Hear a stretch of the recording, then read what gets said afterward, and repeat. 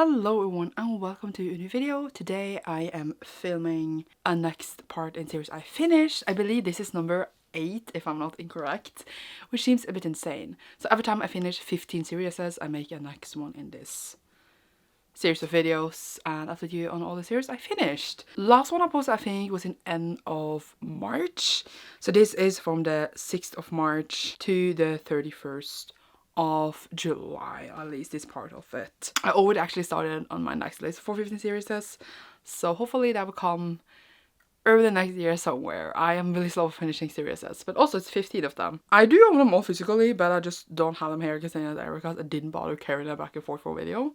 So I will pop some pictures for some of them. Let's just get started on my thoughts on these series. So the first one I finished since my last series I finished was Heroes of Olympus by Rick Riordan. This one is the next series in, you know, the Camp Half-Blood series, and this one also, you know, follows Percy Jackson, etc., who was a demigod. And this starts out a bit differently, I think, than Percy Jackson. It's told in third person instead of first person. There is a mystery going on Percy, like where he is, etc. But we meet a lot of new characters, different kind of heroes. I think the diversity for the different heroes, etc., really steps up here, and it's just fun to follow new mythology, etc., that Rick Riordan brings. And I had a really great time. I feel like I still prefer the first Percy Jackson series just because it has a special place in my heart. But I am still super excited to just continue on, like, and finish all of Rick Riordan. Like, I need to finish Magnus Chase as well as Trials of Apollo. Is that what even was called? Trials of Apollo? The Apollo series, either way. I need to finish those too, but it's just such a good time and I just love the vibe of all the books. So yeah, not really surprised what I thought about that. Then I finished 1,000 Worlds series by Yoon Han Lee. This one is actually a Rick Riordan Presents series, and it is 2 books. One is like the first book and the second one is more a companion but still a sequel, because we do follow the aftermath of what happened in the first one. And I am not sure if it's gonna come more, but I am calling it finished for now. The first one, we follow the main character that I cannot remember the name of, but she's a Gumyo and she has like Gumiho powers because it's based upon Korean mythology. I don't remember if she could change form, but she can definitely like make other things. She looks like something she's not, and like charm them, etc. And she needs to like go out and find her brother that, like, they say deserted and was a, what's it called, deserter, but she doesn't believe that she needs to go out and find him and maybe the Dragon Pearl. And then the second book is kind of just a companion to the first one. That is a really different kind of, I would say, space book, because the first one is set up on like 7 months, traveling, etc. Not months, but at least a long time. And the first book is literally set in 1 day, which is really interesting. Definitely aftermath from the first book in that one. But yeah, both of them are super cute. I really, really love them both. I think love Dragon Pearl more for the plot, but both of them are fantastic. And the second one has a non-binary main character. So really, really recommend this, and it was very enjoyable, really good sci-fi. And then next duology I finished was The Archive by Schwab, or Victoria Schwab, and this one was supposed to be 3 books, but then the 3rd book will never come, so it is 2 books and it is finished. And this one, basically, we have the Library of the Dead where souls are on the shelves. So our main character, I cannot remember her name, Mackenzie perhaps? She is like not a reaper, but she like helps the Library of the Dead when souls escape. She helps put them back on the shelf. That's like her job, as well as, like, you know, dealing with real life and everything. So in the first book there's summer break and she just moved to a new town after her brother died, and then she needs to deal with like disturbances making, I was gonna say not the dream world, but the library bad, as well as just dealing with her brother's death, etc., and moving into a new place and meeting new people. But yeah, in the second book we actually had to see her school life, which was pretty interesting. And I really, really liked the duology. I really wish it was more. I think the atmosphere and just the characters and everything was amazing. So yeah, I had a really great time. So all of the ones I read so far was really good. That's good for me. Until the next one. Oh, this is actually for Final Book Support Group, I realized. With The Archive, I read, I think, 5 final books. Doesn't really matter that much, but I read 5 books for Final Book Support Group. They really helped me through this year to get to many final books, and it's been a good time. If you're like me and struggling to get through those final books, I recommend checking it out. I will leave a link below for more information. So the next series is the one I wish I could say I hadn't read, and I didn't even bother taking out all the books, but that is the Cursebreakers series. Oh, and this is the first book of Curse and Dark and Lonely. I cannot for the life of me recall where I put the third book. I hid it away somewhere because I wanted to pretend I didn't own it, and now I can't remember where. So this is a Beauty and the Beast retelling with the Harper who is thrown into this world where Ren is cursed and gotta help them, you know. It's basically that plot, but the first book is amazing. I gave it 5 out of 5 stars. One of the best series, I mean, standalones I have ever read, and I loved it to pieces. I did not expect to love it as much. It just hit a good place. It was such a good vibe, and I was really happy that I read it. Then the second book came out, which I was really excited for. Did not like it, did not like where the character evolved, and a new character that was introduced, I wanted to die. And then I read the third book and it was literally shit. Like, I just wish it was a standalone. I wish I didn't have to finish series and read it. And it was worth nothing. I gave it 1 star. I have a full rant review on my channel, so I'm not gonna like talk too long about it, but know that in my heart this is a standalone. I have finished the series, and I'm the kind of person who usually continues with like companion series and everything eventually. I know there's a companion series to this now, 14 Civil Star. I think it's called. Never ever gonna read that. Why would I suffer? So no, it's just not gonna happen. I completed it at least. Then we have the Dream World Duology by N.K. Jemisin. So this starts with the Shadow Sun and the Killing Moon, and I cannot for the life of me describe this book. I read both of them, cannot describe them. So we have like people who like have dreams, and then also people who like they kind of, I guess, feed on the dreams, make them go to sleep in the dreams. I literally do not even know. But then in the first book there's like a thing going around killing the people doing that, I think, and I need to hunt it down, and then we follow different characters. This like has kind of different plots than the first one. They also need to fix stuff. Literally super complicated book, super cool. Really did enjoy them when I read them. Now describing them and remembering what happened in them, dang, Sandra, you're struggling. Also, this was actually the first book and this was the second one, so I don't know what I'm doing. But yeah, I did enjoy them. I gave them like 4 stars when I read them because they're really cool and original. But now I cannot recall them that much, so whoops. Might reread them one day, but definitely enjoyable and would recommend a lot. Then I read Girls of Paper and Fire trilogy, so I finished all of them. And this one, the first book, follows Lei,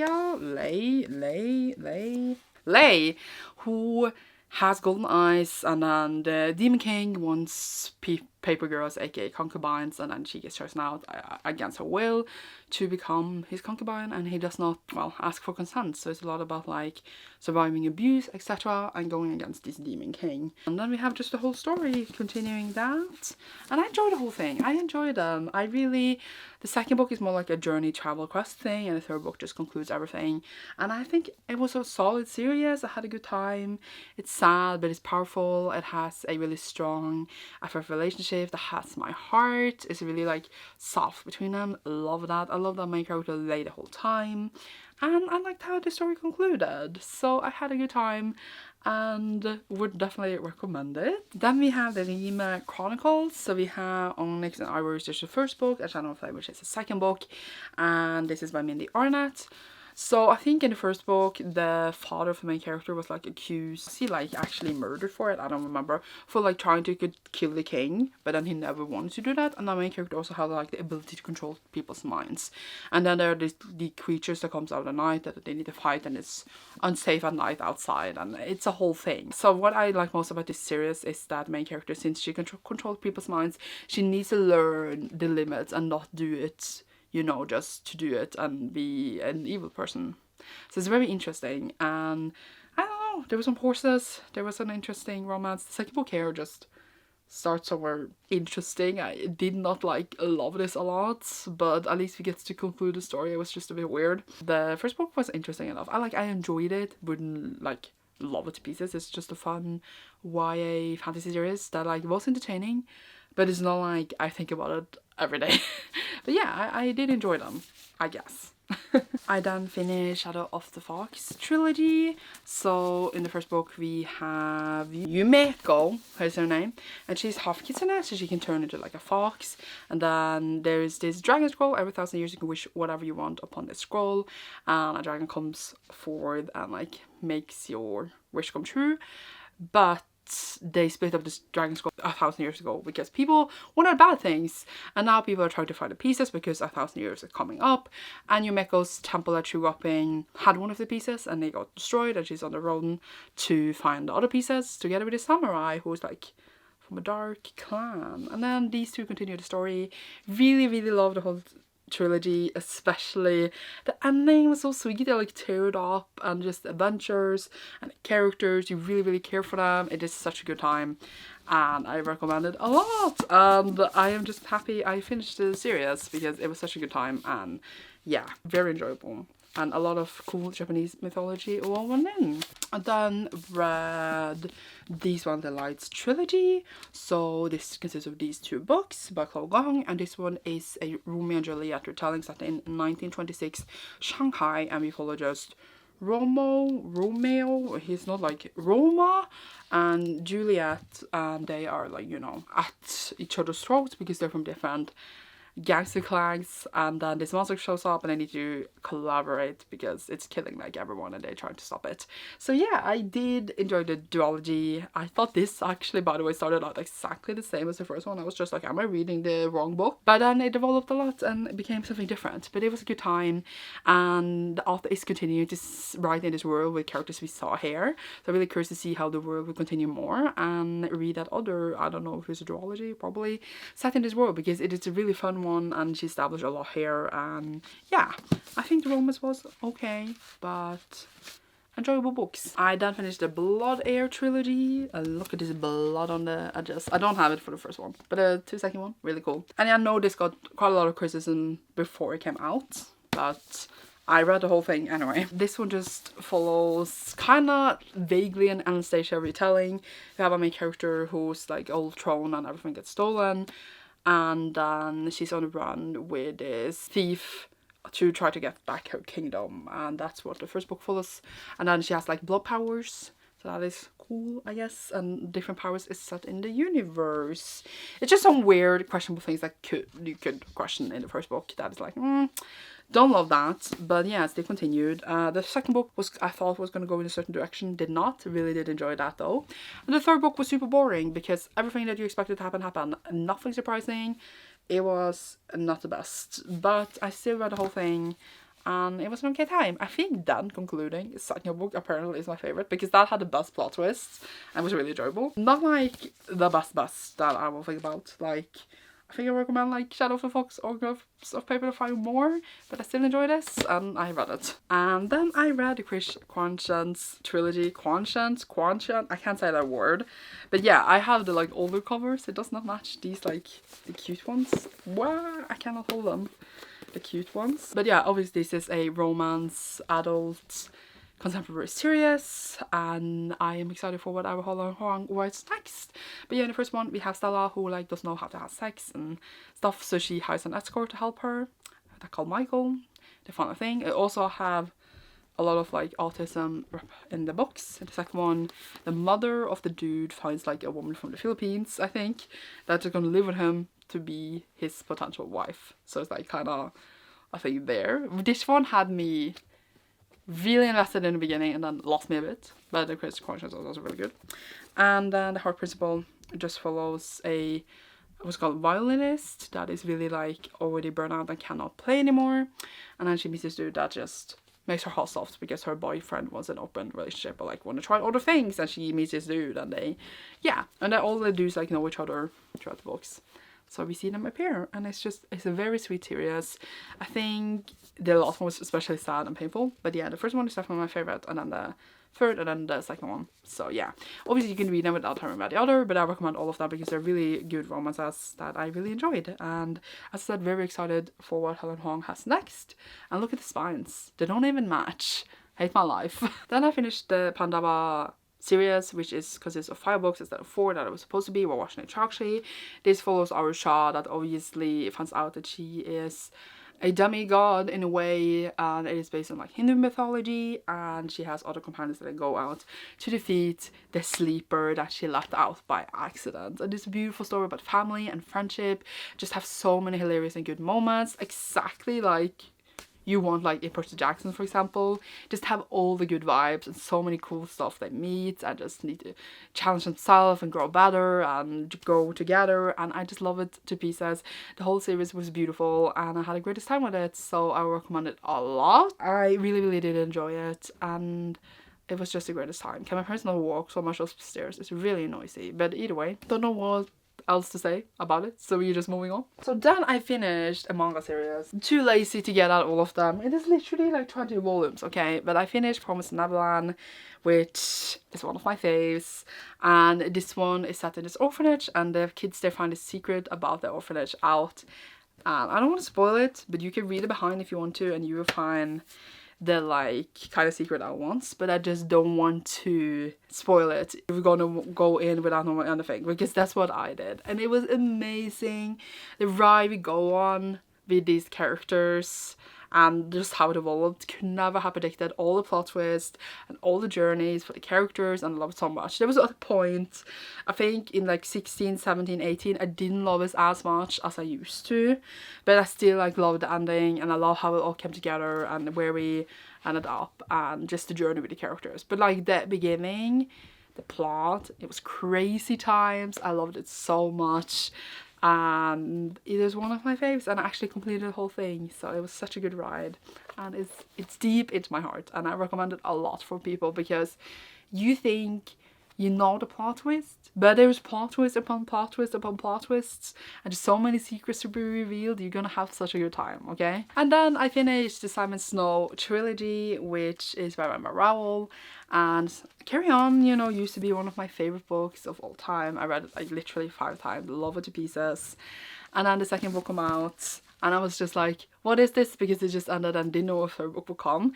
Very disturbing, because I thought it was just going to be a duology. So disturbing experience when it happened. But Carry On, just for the Simon Snow, who's the worst choice one ever chosen.